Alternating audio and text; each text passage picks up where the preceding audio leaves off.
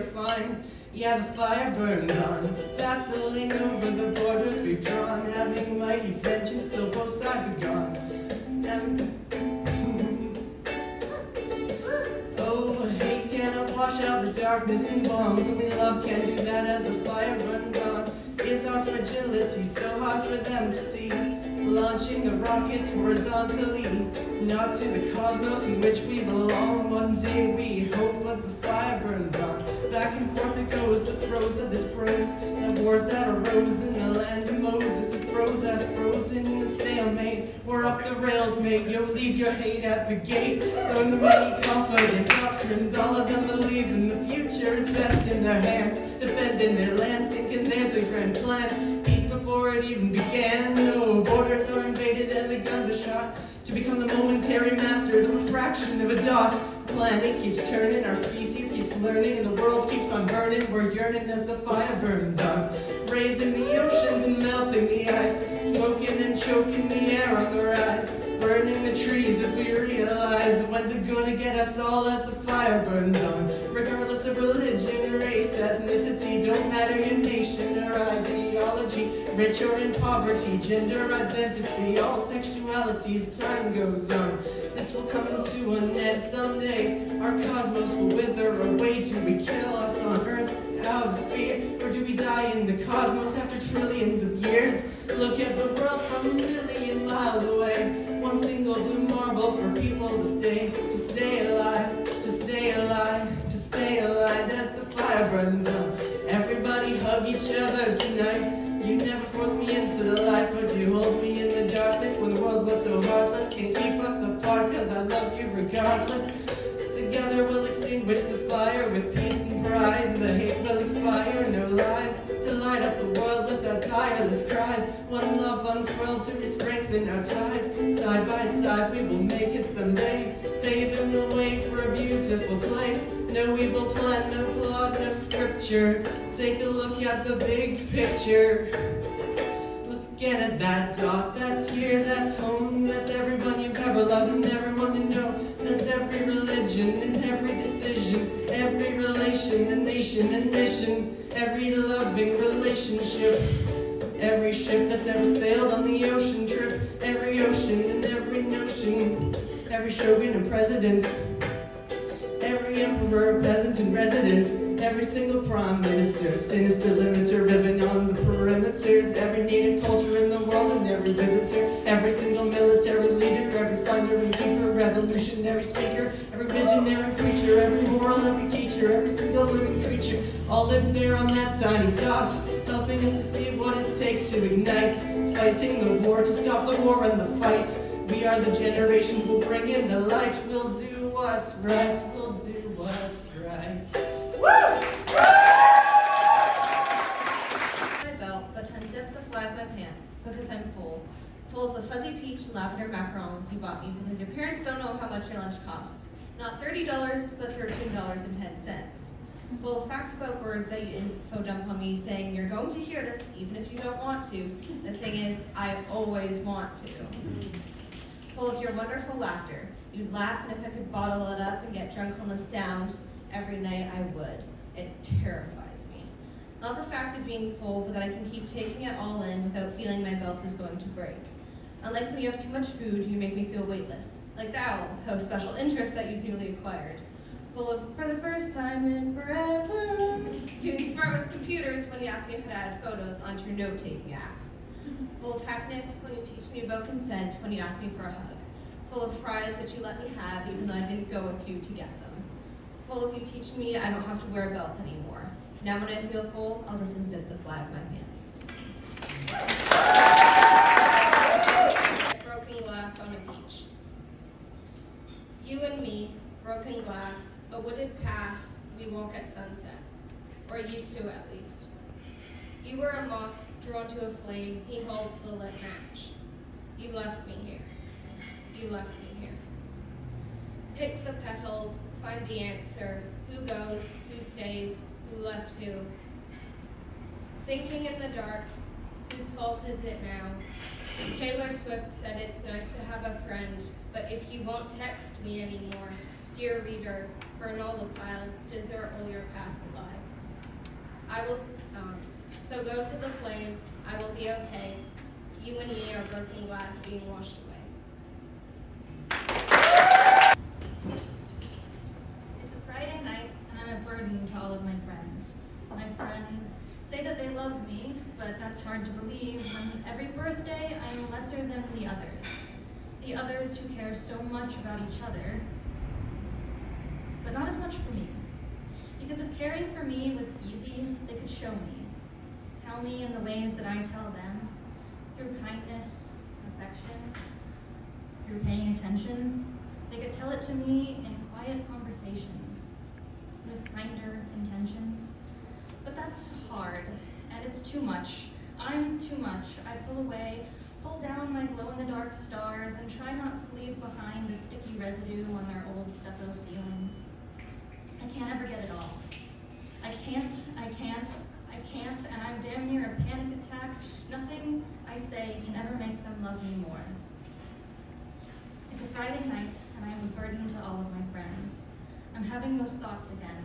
Dark thoughts boarded up and locked, but I'm scared that I'll be me again and break pastel promises and sweater-covered skin. I'm scared I'm the me I've always been.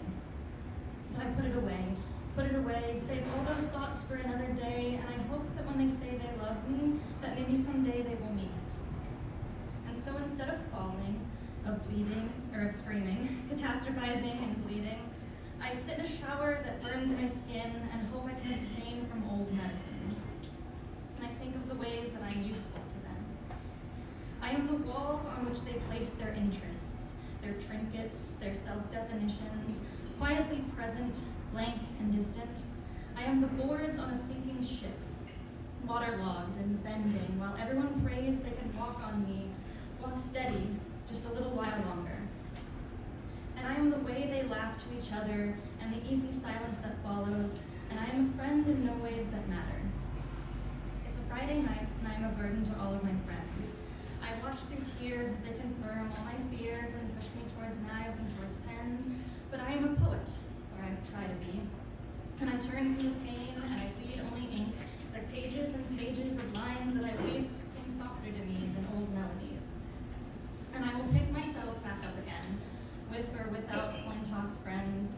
I will find myself in books to lend, in piles of laundry still labeled to mend, and learn the ways to love myself.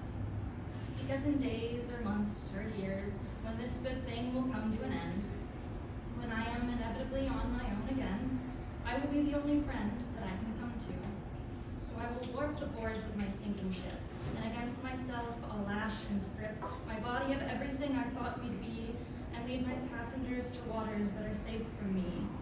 Learn to be happy in empty seas. It's a Saturday morning, and I'm a burden to all of my friends. But maybe I'm only a means to an end, and maybe one day I could be whole again.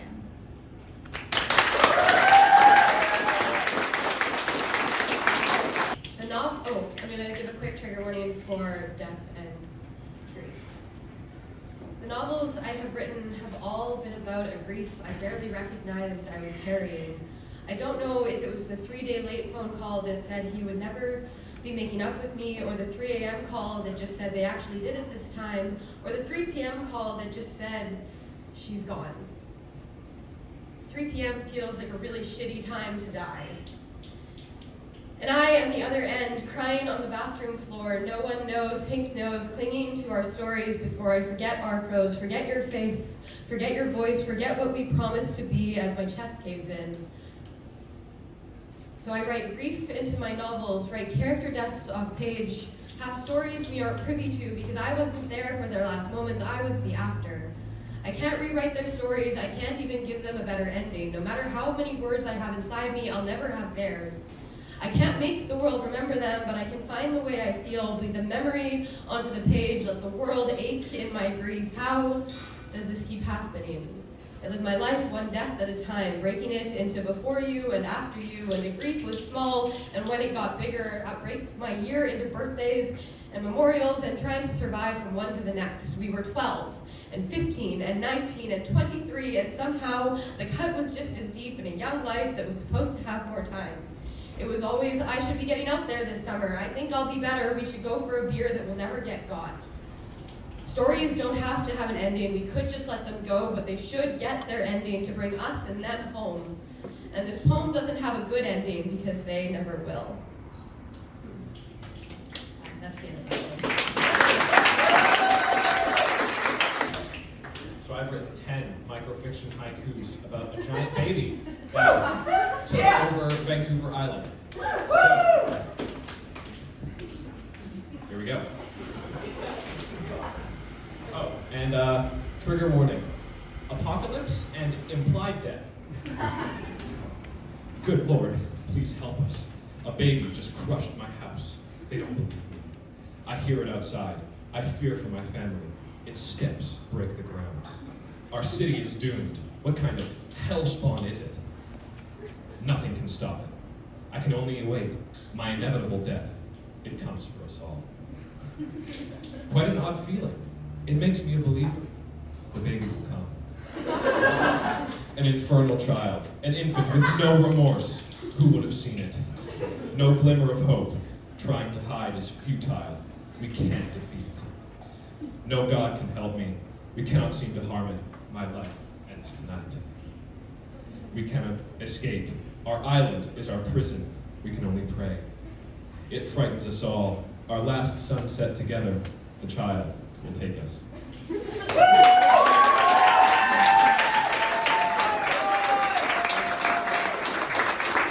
Panic sets in, and the teacher's prompts blur into a cartoony wah wah wah wah wah wah wah. Anxiety seeps forth as salt water from my pores and mixes with the musty smells of the century-old school. I catch the glances of my classroom crush. Her hair, red as the blood, brightening my cheeks like a sunburn. Freckles dot her face like the nearly 1,000 islands and islets of Fiji. I hope the light of adolescent love will guide me to shore. But between us the void is as deep as the South Fiji Basin. And just as it will again, when I ask her out, my heart sinks like Her Majesty's ship Conflict, thrashed upon the reef. Good grief.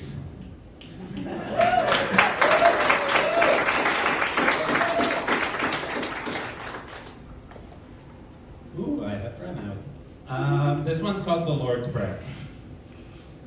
Face down in my Sunday best, booty shorts and smeared makeup, praying to the absent Father, which art in heaven, hallowed be thy name. Please erase my shame of being led into the temptation of blowjobs sandwiched between Final Bell and newspapers that wouldn't deliver themselves, as I delivered myself into so-called evil. And you kept your distance, more concerned with your own power and glory than the trespasses against those of us, whose trespass against others is boldly being ourselves, no matter the cost, forever and ever.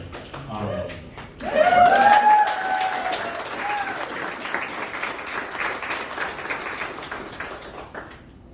Those two I printed off at the library yesterday, because free printing at the library, just so everyone knows. And this one I printed off yesterday at the library and then did a total rewrite on today, so it's on my phone. Throw it on your shit. It's called 780 Calories. I've just scarfed down a homemade meal of shake and bake chicken and boiled vegetables.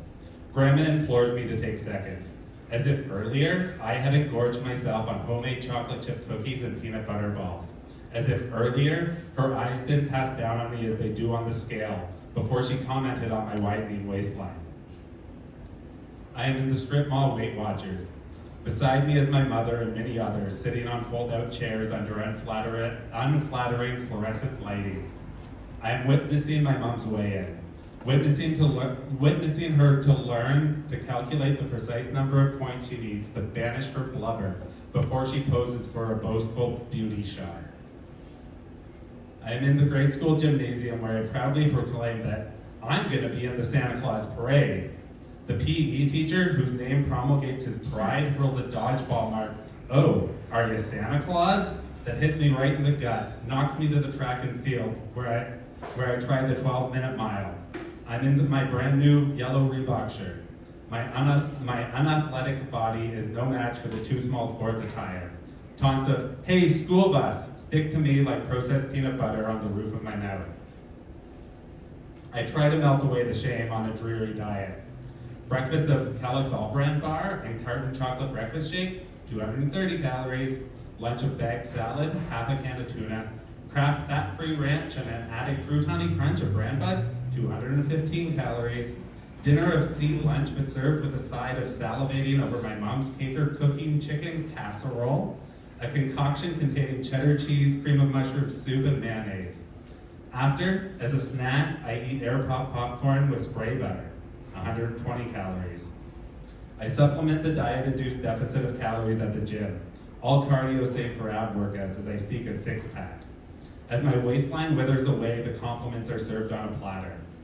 I'm asked how I did it, and afraid of the truth, I reply, mostly meth. As though the shame of substance abuse is easier to absorb than my daily 780 calories.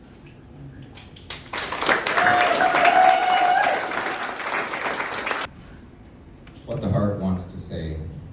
This was after I heard my voice and couldn't speak for 10 days. Changes your perspective. A silence outside, like quiet company. The voice of desire, inside, confronts me. The heart is on fire. It burns through the night, so brightly inspires the path of the light. So silent and dire, unusual, it shows how a space without sound is felt as wind blows. Exhaling the air of warmth and connection, forgotten despair raises attention. I reach out to others and ask for compassion. I yearn to be heard among all distraction. From touching the source, light grows in its passion, and outwardly pours a love without ration. I receive as I give, the same from another, a burning belief in life to discover the way of such wonder and beauty so founded, no longer asunder, entwined, now grounded. Stretching through pain and darkness so present, I twirl in the rain of silence's torment. A taste of true caring will heal as a fountain, as heart I am sharing, as truth I am down in the forest past the bounds, deep, vast, and open, beyond mental realms, with clarity potent, for I have awoken to all which I care. The heart, it has spoken.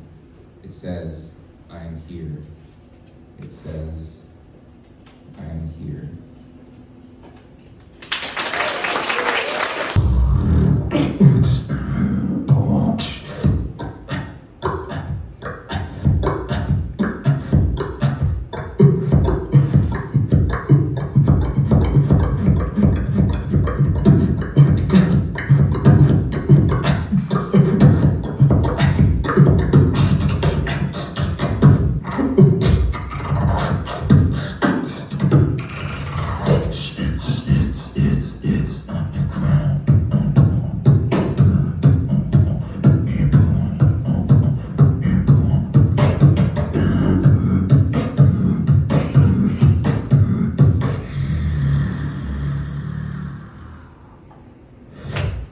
Thank you. Should I list them off? Or like just say general wording for everything? Everything is wording. I'm just a child. I could never understand what it means to hold a hand. Hold a hand, hold a life. I've been there with my own bloody knife. I didn't have a hand to hold. I walked through hell on my own, take the devil, cuss the Lord. But there's people who did it just because they're bored. I'm the therapist friend through and through. Meanwhile, no support for me. My feelings are irrelevant. I push them out through my chest and make room for the stress of my newfound guest. I am alone wherever, whenever. No one will be calling my phone from home. I saved a life, but who will save me? I'm only 15, but I feel 23. And I hold back my tears just like I'm 5. I beg and borrow, but never do steal. In fact, I am the one getting robbed by these slippery eels. And there is a weight and pain that sits on my chest as I look at them and say, I wish you the best, as if I didn't talk them out of suicide just for hours despite my own life. My life doesn't matter, and I'll say that I'm fine, because sharing my feelings feels like a crime, and it's never the right time. I thought I had a friend, but she tried to date me. I thought I had a friend, but he tried to rape me. I thought I had a friend, but they changed me. So I leave them all in hopes that I don't fall, but then I tumble and stumble further into a hole, waiting and waiting for a hand to hold. But the only hands nearby are the ones on my wrists, and the ones on my wrists have yet to be kissed, and the scars that I have. The scars I get as I'm tossed in front of cars, taking hit and time again. I take the blame for my family. Blood isn't always thicker than water, but I don't have either of those, and I wish I could talk to my community and ask them for a friend, but I'm simply scared of how it will end, and I hope someone will hear my words and understand that they aren't alone either, and maybe, just maybe, we can save each other, not one or the other. But my tears will save my face as I express what's been repressed. My fear of walking in the street at night or being shot when I turn the corner and the guns pointed to my head. I know what it's like to be filled full of dread. You don't get it, but I do. I may even understand it more than you, and I cried while writing this. Let the tears stain my paper as all the memories replay to this day. Is it too much to ask for a hug from a friend or family or a stranger, just one person to ask if I'm in danger? I know it's not enough. I know I'm not doing well enough, my mother, to be considered your son, let alone daughter, but I want to impress you, and I'm working very hard, and I know you can't see it, but I really do try. Despite that, however, I'm still fighting to survive. That isn't what you want. It's only about school. Expressing my suicidal thoughts will have you call me a fool. I'm sorry. I'm sorry that my thoughts are different. I'm sorry that we don't share the same religion. I'm sorry that I worship not Christian God, but rather a Norse one instead. I am sorry. Please love me.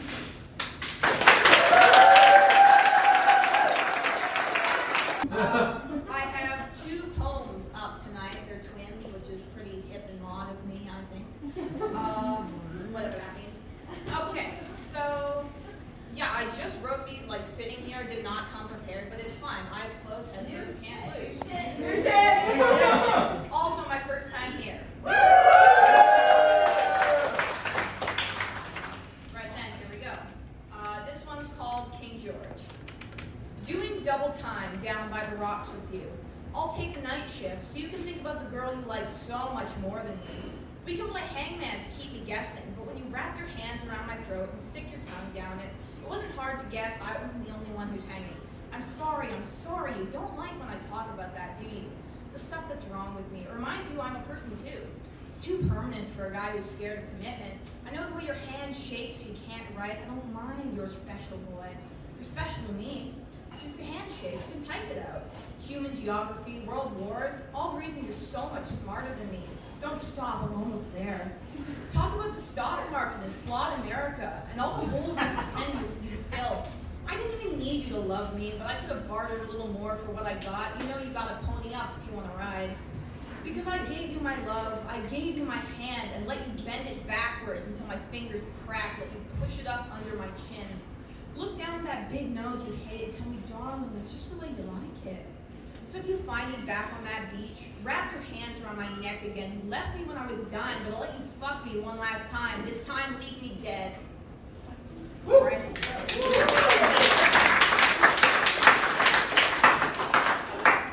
This one's called Queen Charlotte, so yeah, you can see the face. Sometimes, late at night, my left hand under the blanket, I find myself in a dream with her. She's always laying next to me, almost inside me, rippling in and out like TV static. Which tells me it's not working, but I whack the damn thing and drown it out. I reach out, I always sound like him when I speak to her. My darling, you're so lovely. I love how your face is so real and your eyes are so dark brownish or something. Your freckles splayed and crossed like the stars. I can say that because I know them. I know who you are. I can know whatever I want here, baby. She lays there like a sock on my bedroom floor, and I roll over before I see her next to him again. Fuck this. It's been 100 nights since I decided I wanted you for some arbitrary reason, as a palate cleanser bullshit. I roll back over and she's near formless now. How do I talk to a girl like her? Hey baby, I'd love to kiss your invisible face. I don't know a thing you like, but I have the eternal audacity to pretend I'm one of them. I feel sick when she smiles at me. I feel the vomit crawling past my teeth, standing at attention like soldiers pointing back at you. I think therefore I am, but I feel because I know. If I were only a little bit worse of a person, I would crawl inside his skin and wait for you. My brain is connected to my body is connected to my heart. And I can tell you I love you as much as I want, but I'm still sick. Just like the shitty Brit pop that plays with the shame of darkness, I know it's over.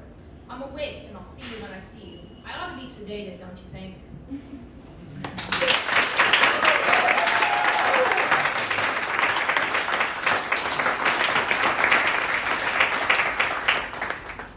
Hello.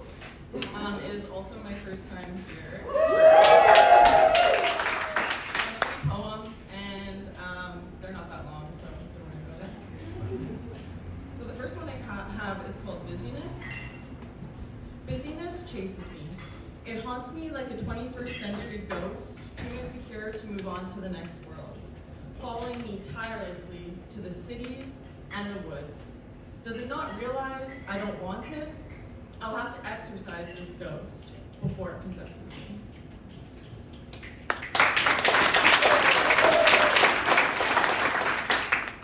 So my next one is called Observer. I am but a sole observer, swirling at the edge of the sea, to learn and wait and watch about me. What am I doing and why do I cry?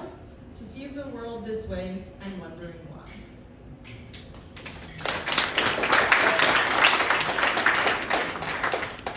And for my last one, I have That Type of Woman. What kind of woman do I want to become? I'd like to become the woman who is so strong, she is soft. Who is so wise, she is simple. Who when she walks, the earth supports her every step. And when she speaks, the universe stands at attention. I'd like to be the type of woman whose ferocity can only be matched by that of a tigress. Who instills grace no less lovely than leaves falling in the wind. Who shines so bright the moon can't help but feel jealous. That's the type of woman I will become.